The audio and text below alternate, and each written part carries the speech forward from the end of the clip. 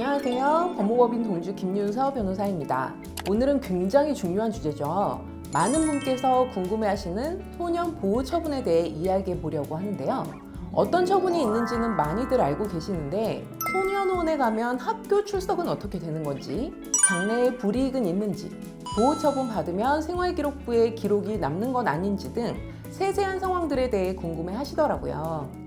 검색을 해봐도 제각각이고 해당 정보가 확실한지 아닌지도 파악하기도 어려우셨을 텐데요.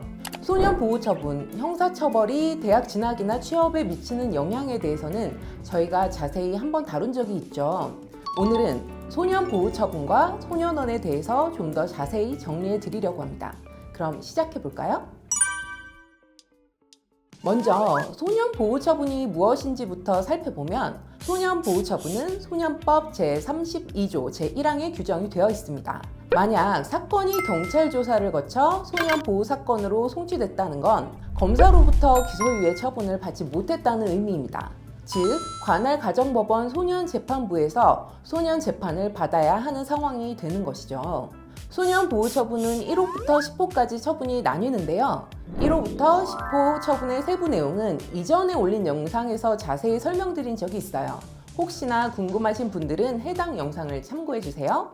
여기저기서 범죄 기록이 생기부에 기재된다, 4호 이상 받으면 기록이 남는다, 이런 이야기들이 있죠. 하지만 생기부에 기재되는 것은 학교폭력 처분입니다. 학교폭력 처분과 소년보호 처분은 달라요. 그렇기 때문에 소년보호 처분이 생기부 기록이 남는 것은 걱정하지 않으셔도 됩니다. 그럼 생기부에는 안 남아도 전과 기록이 남는지 궁금해하시는 분들이 많습니다. 여기서 전과란 일반적인 징역형이나 벌금형 같은 흔적을 이야기하며 공식적인 범죄 경력 자료가 남는 것을 의미합니다.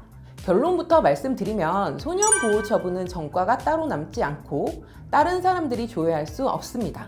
애초에 소년법 자체가 소년을 처벌하는 것이 목적이 아니라 소년을 교화해서 다시는 재범을 하지 않도록 하는 것이 목적이기 때문인데요.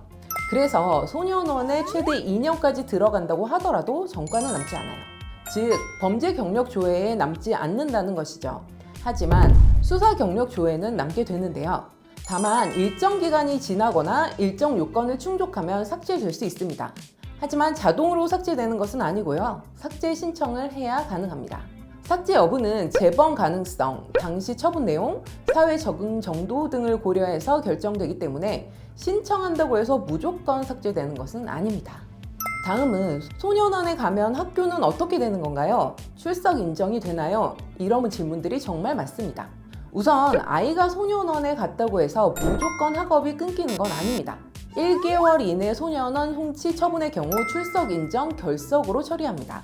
출석으로 인정되지는 않지만 결석 사유로 인정된다는 의미입니다. 즉, 공결 처리와 비슷한 개념으로 보시면 됩니다. 그리고 9호 또는 10호 처분의 경우에는 소년원 학교에 입교한 경우 위탁 학생으로 관리되며 출석으로 인정될 수 있습니다. 그리고 저희가 소년원이라고 통칭해서 부르지만 소년원도 다 각각의 이름이 있어요. 예를 들어 서울소년원은 고봉중고등학교, 대구소년원은 읍내중고등학교, 안양소년원은 정심여자정보산업학교 등 이런 식으로 학교 이름이 있습니다. 그래서 학적이 그대로 이동이 되고 출석도 인정이 가능합니다. 그리고 보호소년 등의 처우에 관한 법률 제32조를 보시면 보호소년이 소년학교에서 교육과정을 밟는 중에 소년원에서 퇴원하거나 임시 퇴원하여 전적학교 등 다른 학교에 전학이나 편입학을 신청하는 경우 전적학교 등 다른 학교의 장은 정당한 사유를 제시하지 아니하는 한 이를 허가하여야 한다고 나와 있습니다. 말이 어렵죠?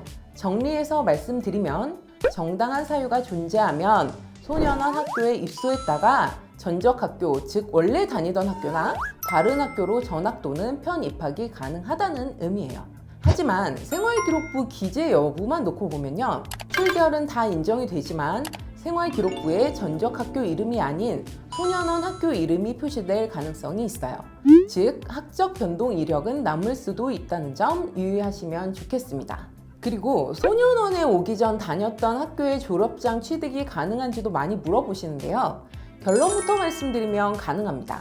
보호소년 등의 처우에 관한 법률 제34조 제1항 2항을 보시면 소년원 학교에서 교육과정을 마친 보호소년이 전적학교의 졸업장 취득을 희망하는 경우 소년원 학교장은 전적학교의 장에게 학적사항을 통지하고 졸업장 발급을 요청할 수 있다고 되어 있어요. 이때 전적학교의 장은 정당한 사유를 제시하지 아니하는 한 졸업장을 발급해야 합니다. 이 경우 보호소년에 관한 소년학교에서 이수한 학적은 전적학교의 학적사항으로 본다고 명시되어 있습니다. 정리하자면 전적학교의 졸업장을 취득하고자 희망하면 졸업장이 발급되고요. 학적사항은 전적학교의 학적사항으로 기록됩니다.